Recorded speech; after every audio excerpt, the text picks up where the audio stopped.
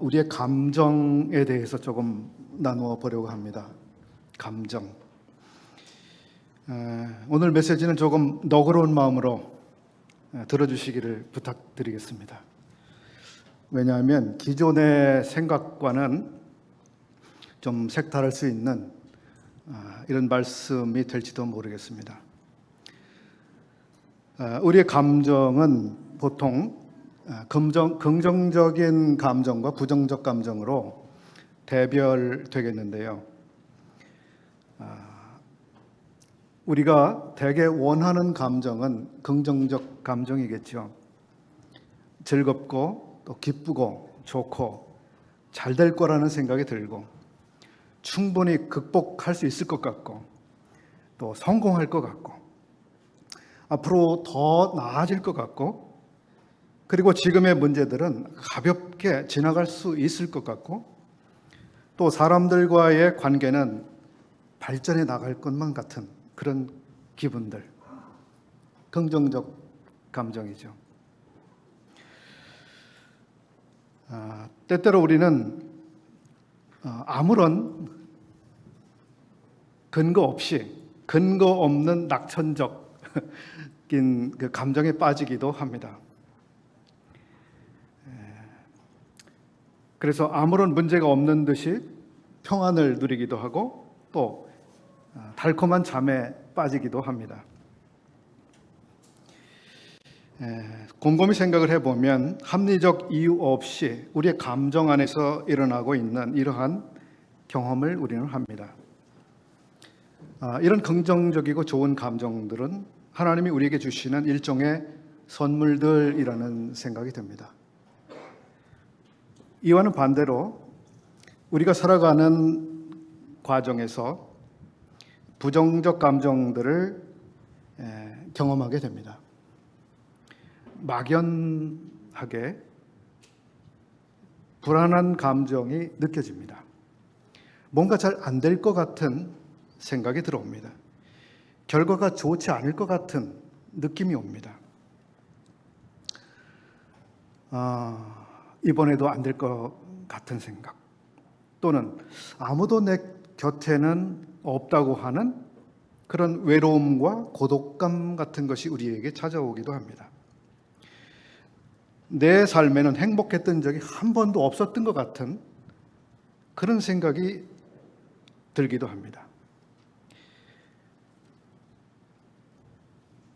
그리고 나를 도와줄 손길이 하나도 없이 그냥 혼자서 모든 것을 해결해야 되는 완전히 혼자라고 하는 느낌이 찾아오기도 합니다. 그리고 내가 가지고 있는 이 좋은 것을 갑자기 빼앗겨 버릴 것만 같은 그런 불안이 찾아오기도 합니다. 이런 부정적인 감정들이 역시 합리적 이유 없이 우리 마음에 들어오기도 합니다. 우리는 어느 누구도 어느 한쪽의 감정만 가지고 살지는 못합니다.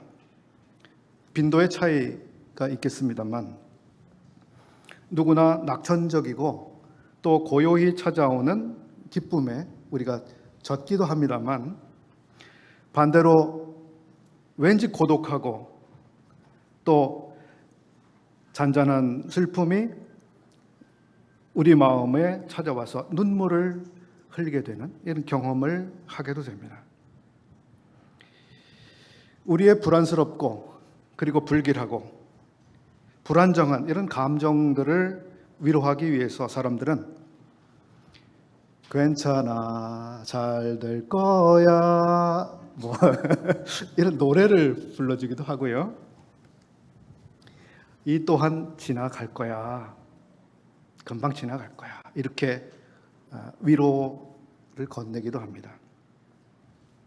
저는 이러한 말이 갖고 있는 효과가 매우 크다고 하는 것을 경험하고 느낍니다. 별거 아닌 것 같지만 우리 마음에 큰 위안이 되어주죠. 저에게는 세 아이들이 있었습니다.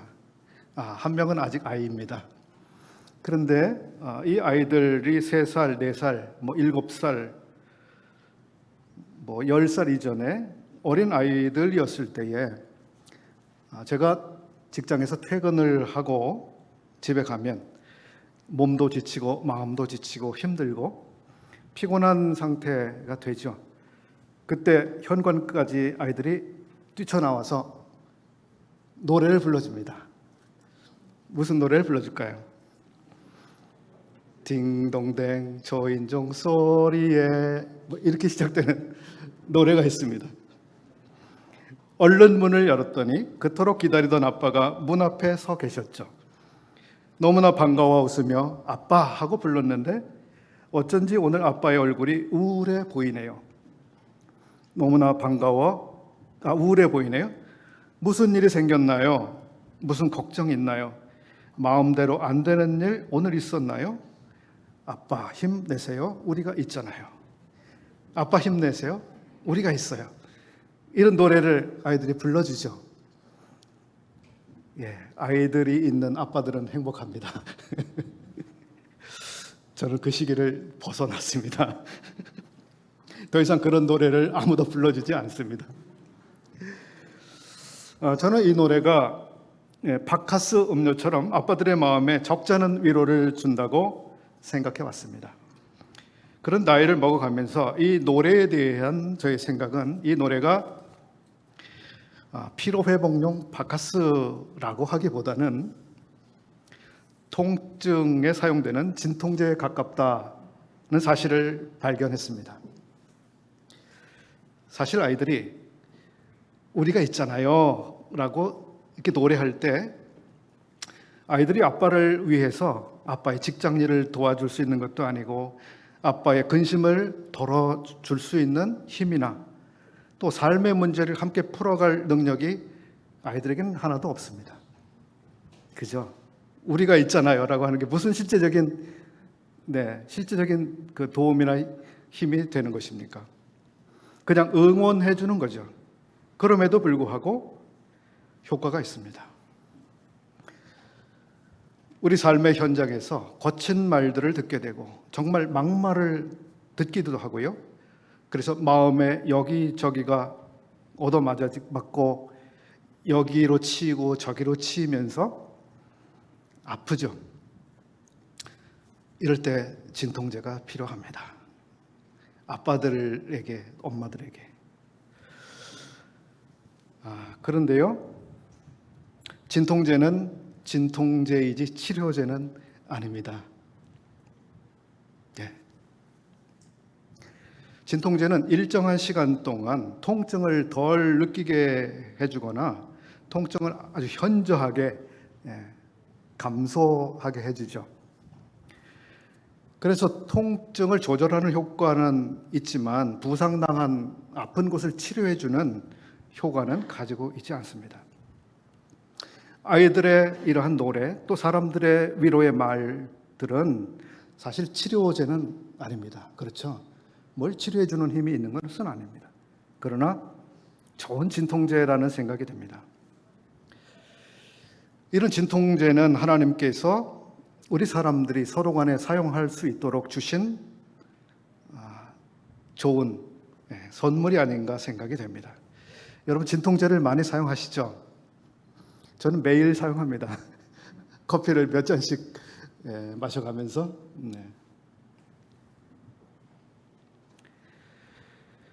이 진통제를 통해서 즉 우리에게 위로나 격려를 주는 그 여러 가지 이런 관계 안에서의 소통을 통해서 때때로 우리가 이 고통 시간을 인내하면서 지나갈 수 있게 해주죠. 이렇게 우리가 그 통증을 조금 완화시키거나 통증을 잊어버리게 되는 이러한 사이에 우리의 상처들, 우리의 몸 안에 아픈 부분들이 사실은 어떻게 되죠? 우리 몸의 자연 치유 시스템에 의해서 우리 몸은 치유되어 가죠. 진통제가 우리를 치유해 주는 효과는 없지만 그 사이에 우리 몸은 치유되어 가고 있는 이런 과정을 밟아갑니다. 그래서 진통제는 참 고맙습니다. 하나님은 우리를 감정이 있는 존재로 창조하셨습니다. 감정 없는 사람이 아무도 안 계실 겁니다. 하나님 역시 감정을 갖고 계신 존재시죠. 감정은, 어떤 분들은 감정은 불필요해, 감정은 문제를 일으키는 골칫거리일 뿐이야, 왜 사람이 이렇게 감정적이야, 감정에만 치우쳐, 이렇게 말하는 경우도 우리가 듣기도 합니다. 우리는 감정을 통해서 더 온전하게 하나님의 모습을 알아갑니다. 또 하나님을 드러낼 수도 있습니다. 우리의 찬양, 우리의 감정을 사용해서 이루어지는 것들이죠. 감정은 우리를 아름답게 만들고 또 화려하게 만들고 또 풍부하게 만들어주는 도구가 됩니다. 그럼에도 불구하고 감정은 손상당하기 쉬운 특징을 가지고 있습니다. 정말 잘 다쳐요. 오늘은 우리의 감정 가운데 원망이라고 하는 것을 좀 생각해 보려고 합니다. 원망은 제가 파악한 바로는 불평, 불만, 분노, 화남, 좌절, 서글픔, 이런 이웃들과 살고 있는 존재입니다. 그리고 이 원망은 아주 대표적인 부정적 감정으로 알려져 있습니다. 그래서 이 감정을 제대로 다루어 주지 않으면, 즉 해결하지 않으면 종양이 점점 자라나서 치명적인 무엇이 되는 것처럼 이 원망, 그리고 원망스러움을 방치해서는 안 되는 것이죠. 어떤 분은 혹시 원망이라고 하는 것은 이 감정의 영역에 속한 것이 아니라 어떤 조건이나 어떤 상태에 대해서 우리가 갖게 되는 태도나 반응일 뿐이다라고 말하는 분이 계실지도 모르겠습니다. 그렇게 보실 수도 있겠습니다만, 저는 이 원망이라고 하는 것이 그런 요소도 있지만 감정의 영역을 가지고 있다고 생각됩니다. 원망과 관련해서 첫 번째, 원망이라고 하는 것은 무엇인가 좀 생각해 보겠습니다. 두 번째로는 우리 개인들 사이에서 발생하는 원망에 대한 문제를 조금 생각해 보겠습니다. 세 번째로는 공동체 안에서 발생할 수 있는 원망을 생각해 보겠습니다. 원망이라고 하는 것이 무엇일까?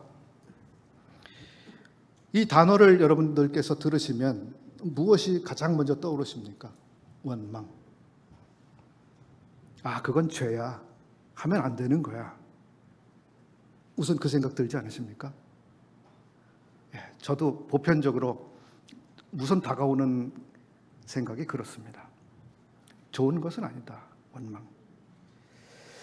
인터넷 다음 포털에서 그 한글 사전에서 원망을 찾아보았는데 이렇게 설명하고 있습니다.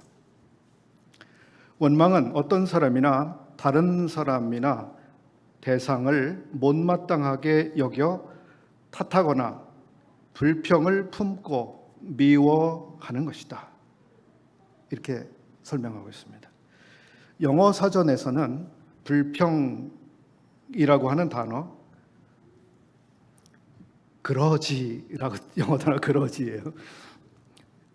불평이라고 하는 단어를 원망이라고 하는 단어와 병행해서 사용합니다.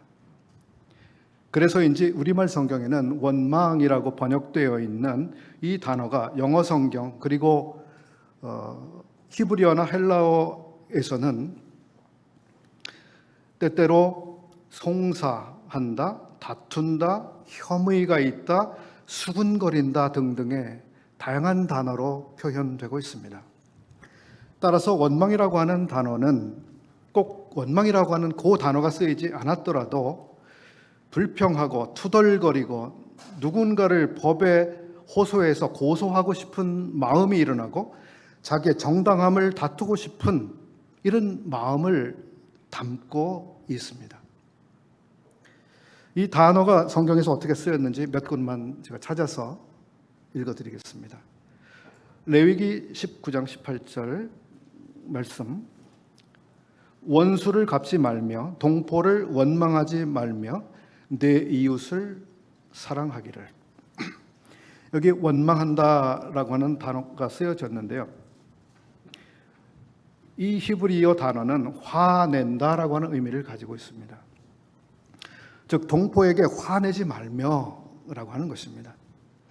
요한복음 7장 12절에서는 예수님에 대하여 무리 중에서 수군거림이 많아 어떤 사람들은 좋은 사람이라 하고 어떤 사람은 아니라 말했습니다. 무리들이 수군거리는 이렇게 표현되어 있는데 이것 역시 원망한다라고 하는 단어와 같은 범주 안에 있는 것입니다. 빌립보서 2장 14절 15절은 원망이라고 하는 말을 그대로 사용하고 있는데요. 모든 일을 원망과 시비가 없이 하라.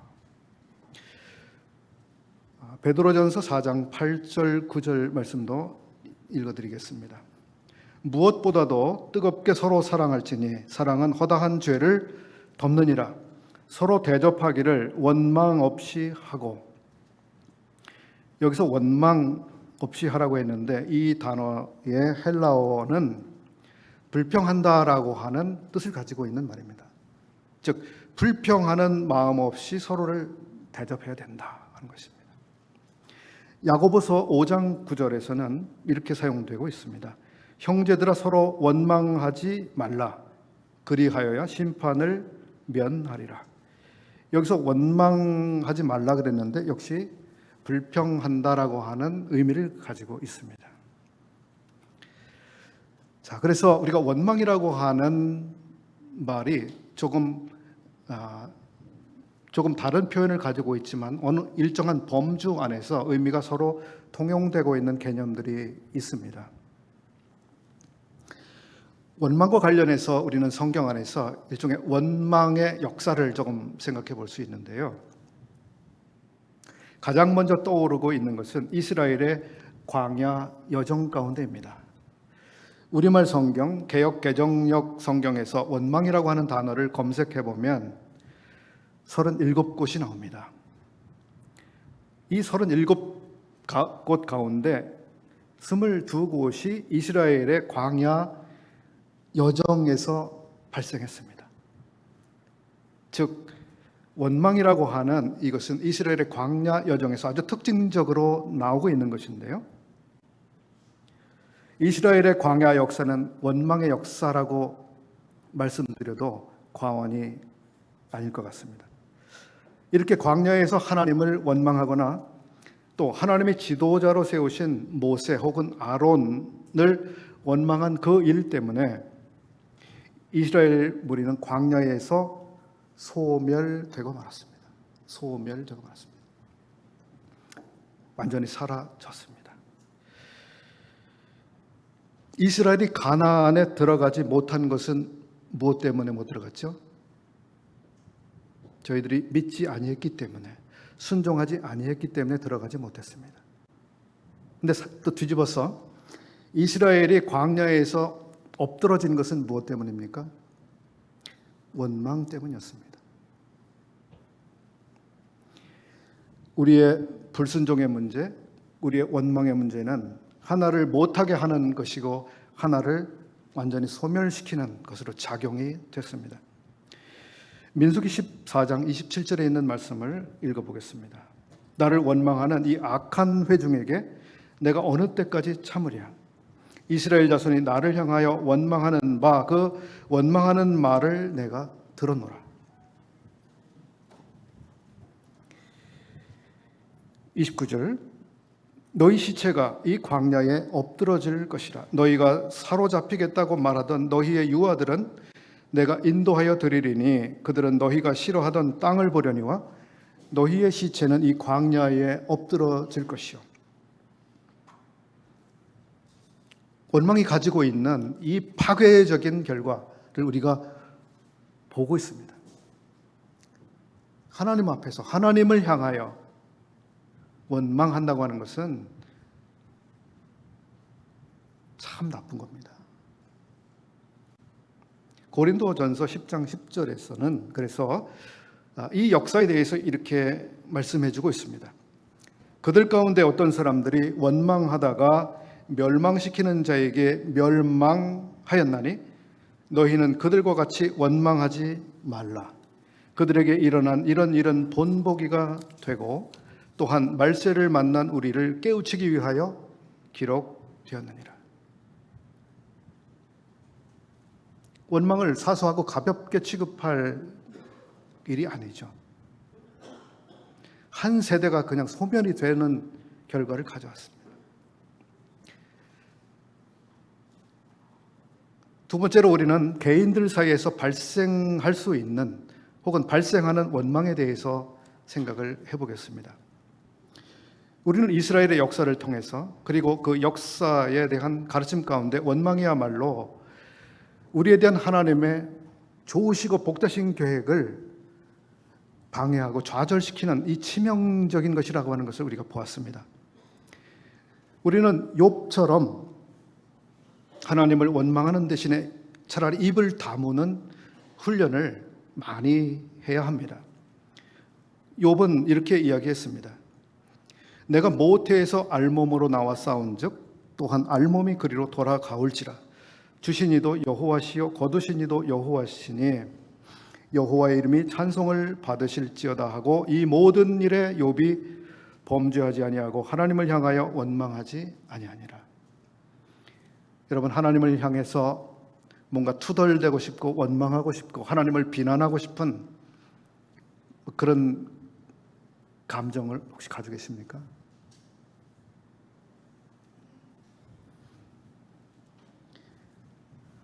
원망의 문제가 하나님과 관련해서 일어나기도 하지만 사람들, 즉 형제들 사이에서 발생할 수 있습니다. 그 대표적인 사례가 마태복음 5장에 나오고 있는데요. 5장 23절부터 24절까지 한번 읽어보겠습니다. 마태복음 5장 23, 24절. 그러므로 예물을 제단에 드리려다가 거기서 내 형제에게 원망 들을 만한 일이 있는 것이 생각나거든 예물을 제단 앞에 두고 먼저 가서 형제와 화목하고 그 후에 와서 예물을 드리라. 우리는 원망이 매우 좋지 않은 것이고 불이익한 것이며 또 하나님 앞에 이건 분명히 죄라고 하는 사실을 너무 확실하게 인식을 하고 있는데요. 그러면 사람들 사이에서 발생할 수 있는 원망스러운 감정이 내 안에 생길 때 그걸 우리가 어떻게 받아들일까 하는 부분입니다. 마태복음의 여기 5장에서는 원망하고 있는 어떤 형제에 대해서 그것이 문제이고 잘못이라고 하는 각도에서는 하나도 언급을 하고 있지 않습니다. 다만 원망을 산 누군가 어떤 형제의 마음속에 원망을 불러일으킨 어떤 형제를 향해서 이런 권고를 하고 있습니다. 원망을 들을 만한 이라고 번역된 이곳을 어떤 번역본들은, 성경 번역본들은 이렇게 달리 번역하고 있는데요. 불만을 가지고 있는, 즉 나에 대해서 불만을 가지고 있는, 또 원한을 품고 있는, 반감을 가지고 있는 이라고 번역을 한 성경들이 있습니다. 어떤 형제가 나에 대해서 반감을 가지고 있고 원한을 품고 있고 불만을 나에게 가지고 있다면 어떻게 해야 되겠습니까? 이건 누구 책임입니까? 그런 마음을 품고 있는 사람이 잘못입니까? 그런 마음을 품게 만든 내가 잘못입니까? 5장 23, 24절에서는 그러한 마음을 품고 있는 어떤 형제에 대해서 그것이 문제라고 이야기하시기보다는 그런 마음을 품게 만든 어떤 사람이 어떻게 그 문제를 해결해야 되는지 그 책임, 그 필요에 대해서 말씀하고 있습니다. 어떤 형제가 제단에 예물을 드리려고 나아가고 있습니다. 그런데 그게 자기의 실수, 부주의에 의한 것이든 혹은 어느 정도 고의적인 것에 의한 것이든 어떤 형제에게 반감을 살 만한 무언가가 있어서 주님이 그걸 나에게 생각나게 해주셨다면, 너 때문에 지금 다른 형제가 너에 대해서 굉장히 반감을 가지게 됐어. 이걸 주님이 알려주셨다면 우리가 어떻게 해야 할 것인가? 주님이 이걸 알려주셨는데 그걸 해결하지 않으면 문제가 더 크게 일어납니다. 마태복음의 이 뒤에 구절들을 보게 되면 그 반감을 가지고 있는, 원망하고 있는, 나를 원망하고 있는 그 형제는 나를 고발할 것이라고 말합니다. 재판관에게 이 문제가 넘겨질 수 있다고 하는 것을 말씀하고 있습니다. 그 전에 그 문제를 해결해야 된다고 말씀하고 있습니다. 우리는 이 사례에서 원망의 문제가 형제들 사이에서 발생할 수 있는 일이고, 원망했다고 해서 그 원망한 사람이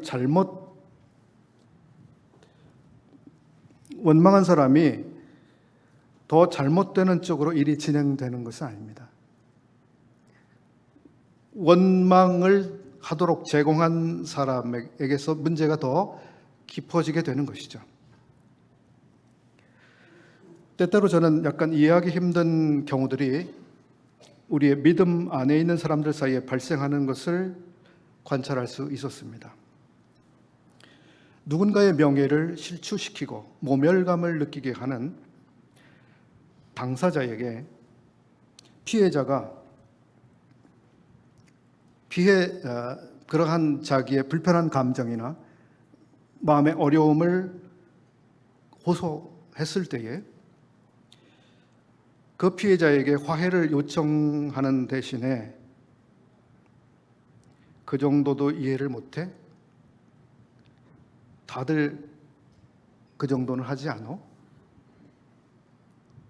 이런 식의 태도를 가지고 대하는 경우들이 생기기도 합니다.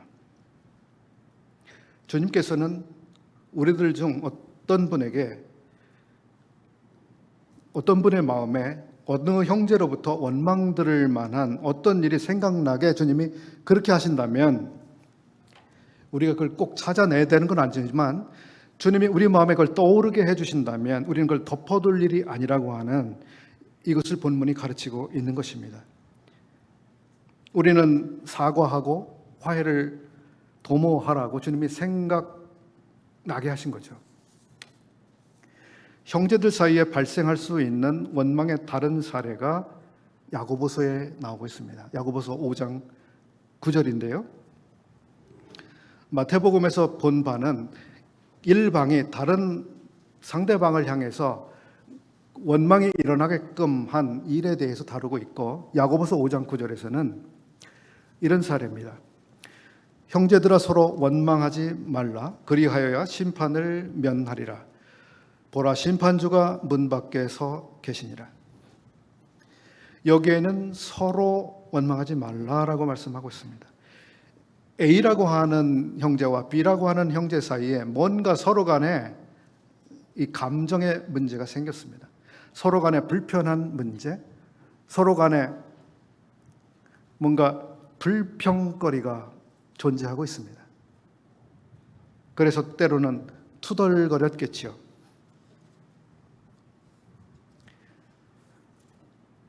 서로 간에 발생하고 있는 이 원망의 문제, 이 문제에 대해서 이 야고보서는 이렇게 말씀하고 있죠.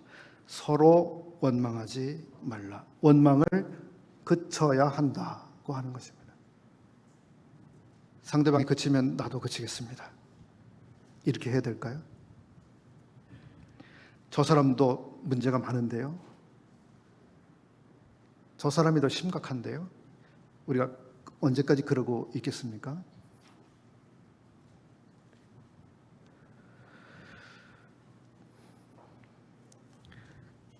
우리가 피차간에 원망할 만한 상황이 생겼을 경우에 이것을 합당하게 우리 마음에 처리한다고 하는 것은 쉬운 문제는 아닌 것 같습니다. 우리의 심령이 잘 정돈되어야 하고 또 우리가 영적으로 성숙해야만 합니다. 그렇지 않으면 피차간에 이 송사하는 마음을 내려놓기가 어렵습니다. 고린도 교회에 이런 문제가 있었습니다. 쌍방고소 사건이죠. 6장 7절에 이런 말씀이 나옵니다. 고린도전서 너희가 피차 송사함으로 너희 가운데 이미 완연한 허물이 있나니. 고린도 교회에 있던 어떤 형제와 형제 사이에는 일방이 타방에 대해서 그리고 이쪽 상대방이 저쪽 상대방에 대해서 피차 간에 송사하는 어떤 사건이 생겼습니다. 한쪽만 잘못한 게 아니죠. 그래서 세상 법정에 그 문제를 가지고 갔습니다. 자, 이런 상황에서 가장 하나님 기뻐하시는 해결 방안은 이렇습니다. 차라리 불의를 당하는 것이 낫지 아니하며 차라리 속는 것이 낫지 아니하냐. 이것이 하나님이 우리에게 보여주시는 처방입니다. 이게 영적인 해결입니다. 네가 당해야 돼. 그게 아니라 내가 당할게. 네 번째로 우리는 공동체 안에서 집단적으로 발생하는 어떤 원망의 사례를 찾아보겠습니다. 교회 안에서 한 집단이 다른 집단에 대해서 불평이 일어나는 경우 혹은 원망의 경우인데요. 어떤 경우가 생각나십니까? 예루살렘 교회는 나날이 부흥하고 성장해가고 있었습니다. 제자의 수가 계속 증가하고 있었습니다. 기뻐하고 감사할 일이었죠. 그런데 생각지 않은 일이 벌어지고 있었습니다.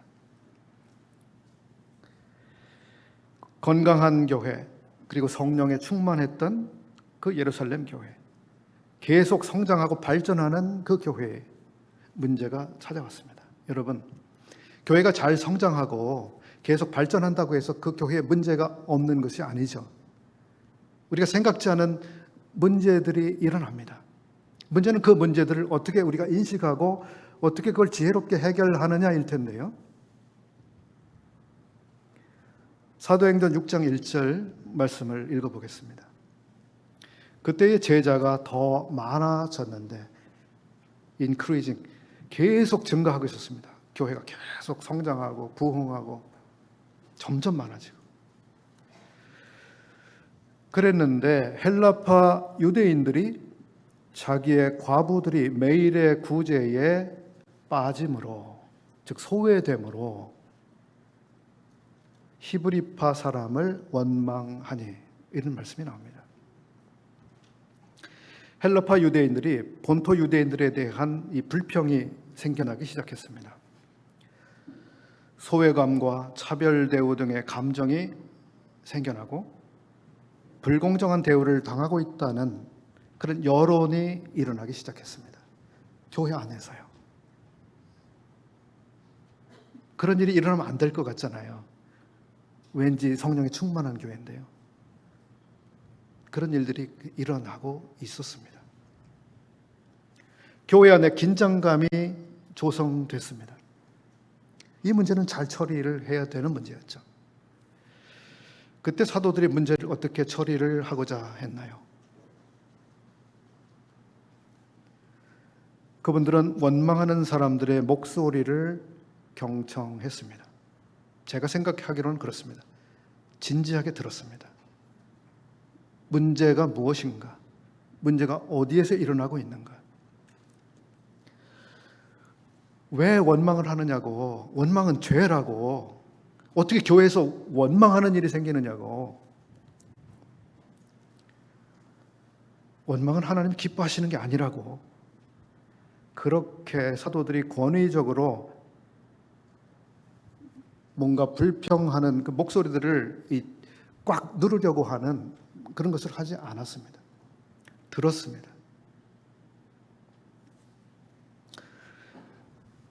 우리는 지역교회 안에서 때때로 어떤 문제가 일어났을 때 불평, 원망 이런 것들이 벌어지게 되었을 때 어떤 지역교회들 안에서 교회의 지도자들이 문제 대처를 지혜롭게 하지 못하는 이야기들을 간혹 듣기도 합니다. 교회 지도자들이 이렇게 말하죠. 왜 권위에 도전하냐? 그렇게 하면서 서둘러 불을 끄려고 합니다. 그렇게 되면 일이 더 좋지 않은 방향으로 전개되죠. 결국 일은 파괴적으로 흘러갑니다. 어떤 일단의 성도들이 교회를 떠납니다. 실망하죠. 이런 슬프고 안타까운 일들이 일어납니다.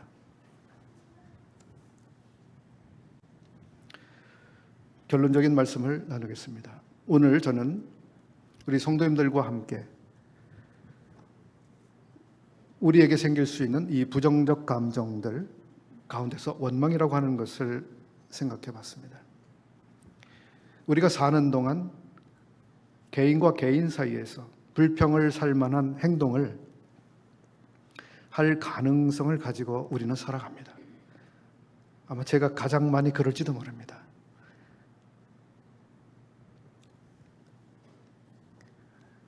어느 누구도 나는 절대로 아무에게도 불평을 살 만한 행동을 하지 않아, 이렇게 장담할 사람은 아무도 없습니다. 우리는 누군가에게 때때로 신뢰를 범하고 무례한 행동을 할 수도 있습니다. 누군가에게 다소 거친 말을 하거나 누군가의 인격을 손상시킬 수 있는 그런 말을 할 수도 있습니다. 우리는 그런 가능성을 가지고 살아갑니다. 어느 날 주님께서 어떤 형제에게 내가 잘못 행동한 것을 생각나게 해주신다면 이때 우리에게 필요한 것은 용기입니다. 용기. 나의 잘못을 인정할 수 있는 용기. 기꺼이 내가 잘못했다라고 말할 수 있는 용기.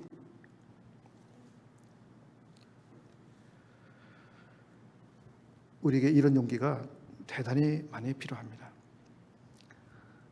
왠지 자기가 더 자존심도 엄청 그런 말을 하면 상할 것 같고 자기가 밀릴 것 같고 뭔가 그렇잖아요. 자기가 약한 것을 막 드러내는 것 같고 이러니까 사람들이 그런 용기를 못 내죠. 그러나 참된 용기는 그것을 하게 합니다. 사과하게 합니다. 내가 잘못했어.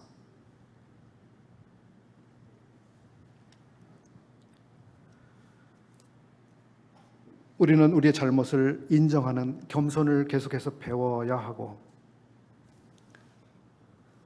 주님 앞에 예물을 드리는 것 못지않게 형제와의 화해를 중요시하는 이런 태도를 우리가 길러가야 합니다. 나 주님 앞에 예배 드리는 게 최고의 의무고 최선의 봉사야. 형제들과의 관계는 좀 나중에 해결해도 되지. 이것이 아닙니다. 주님이 무엇을 먼저 하라고 가르치셨습니까? 우리가 형제와의 관계 안에서 원망들을 만한 어떤 상황을 내가 제공해서 문제가 되고 있다면 그런 상황에서 내가 예물을 주님 앞에 드린다고 하는 것이 주님 앞에 어떻게 주님이 받으시겠는가? 우리는 믿음의 공동체인 이 지역교회 안에서 어떤 분들이 마음이 상하거나 소외감을 느끼거나 차별을 받는다고 느낀다면 우리는 그런 불평스러운 상황을 보면서 원망하지 마, 원망은 죄야 라는 이런 태도 대신에 우리가 지혜롭게 해결할 수 있도록 우리가 주님의 지혜를 구하는 이런 온유한 태도를 배울 수 있기를 바랍니다.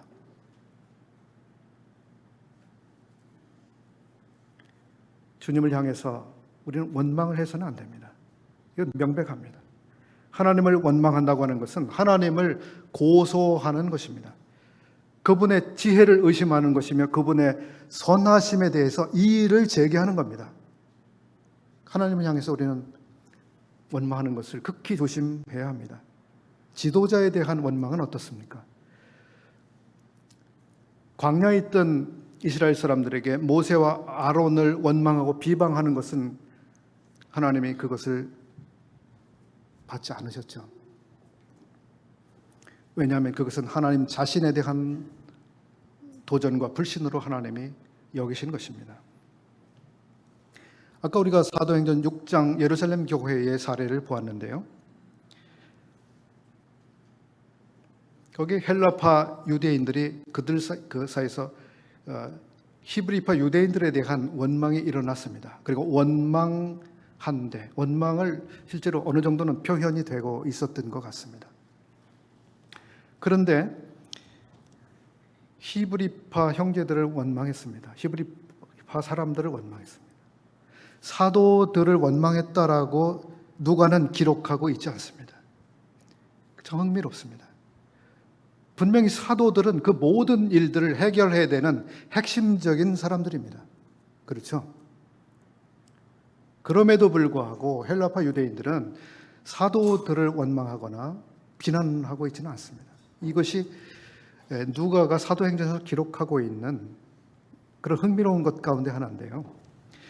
글쎄요, 헬라파 유대인들이 아마 그걸 알았기 때문일까요?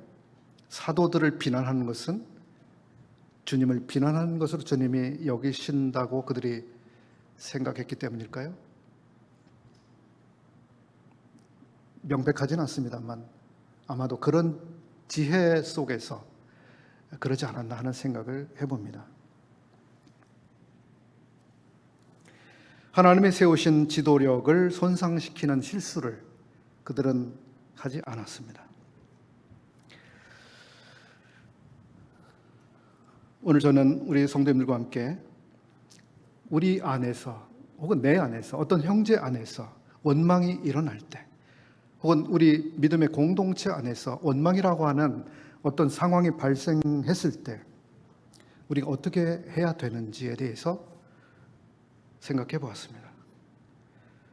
저는 이 원망의 문제를 우리 개인이 잘 처리하지 못하거나 이 교회 공동체가 그런 문제를 잘 해결해 나가지 못할 때 커다란 문제를 가져올 수 있다고 하는 것을 가끔 듣습니다. 그래서 이런 기도를 주 앞에 드리게 됩니다. 주님, 우리로 하여금 이 원망스러운 상황들 속에서 원망스러운 어떤 일들이 일어났을 때 이것을 지혜롭게 잘 처리할 수 있는 그런 지혜를 우리에게 가르쳐 주옵소서. 우리로 주님으로부터 그것을 배우게 하옵소서. 불가피하게 생기는 원망의 감정들을 성숙되게 해결할 수 있도록 도우시고 우리 개인으로서 우리가 교회적으로 계속해서 성장을 이뤄가는 이런 기쁨이 우리들 가운데 있게 해 주옵소서. 이런 기도를 주 앞에 드리고 싶습니다. 우리들 마음 안에서 혹시 그런 감정들을 겪고 계시는 이런 분들이 계시다면 오늘 나눌 말씀이 도움이 되시기를 바라겠습니다. 제가 오늘 드린 말씀이 우리가 마음 놓고 원망을 해도 됩니다라고 말씀드리는 것은 아닙니다. 예, 조심해야죠. 그럼에도 불구하고 내가 원망하게 만든 당사자일 경우에 어떻게 해야 되는지, 그리고 누군가 나에게 원망스러운 감정을 표현해 왔을 때 그것은 죄입니다라고 하기보다는 경청해서 듣고 내가 사과해야 될 일이라면 사과를 해야 되고 함께 풀어가야 될 문제라면 함께 풀어가는 이런 모든 성도들이 되시기를 바라겠습니다. 주께서 우리 모든 분들에게 복과 은혜를 주시길 바랍니다. 감사합니다.